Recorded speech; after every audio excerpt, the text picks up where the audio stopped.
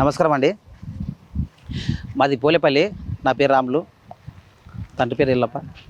అయితే మాకు pharmacy company పడటం వలన మాకు కొద్దిగా న్యాయమే ఉన్నది. ఎందుకంటే మాకు 6 ఎకరాల 8 ఎకరాల భూమి ఉంది మాది. మా రైతులము మేము. అప్పటి నుంచి చూడంగా మేము కాసులు 30 సంవత్సరాల నుంచి మేము కాసులనే ఉన్నాము, చేసుకుంటున్నాము. దానివలన మేము రాయి రప్ప ఉన్న మాకు మెట్ట భూమి మాకు. వాన వస్తేనే మేము పంట పండిస్తాం. కావున మాకు బోరు బావి కూడా లేదు మాకు. కావున మాకు ఫార్మసీ కంపెనీ అంటున్నారు, కానీ మాకు కొద్దిగా డిమాండ్ కొద్దిగా ఎక్కువ ఇవ్వగలరని మా యొక్క కోరిక.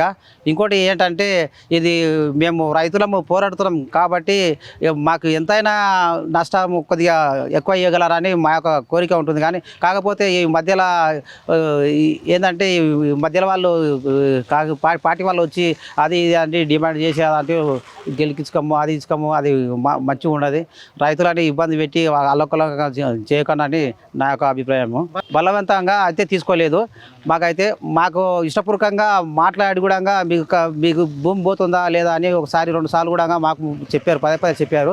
చెప్పిన తర్వాతనే మేము కూడా కొన్ని ఇస్తామని కొంతమంది, ఇవ్వమని కొంతమంది అనుకున్నారు. కొంతమంది సైన్ కూడా చేశారు, కొంతమంది లోపల సైన్ కూడా చేశారు, కొంతమంది ఇస్తామని కూడా ఇవ్వలేకపోయినారు.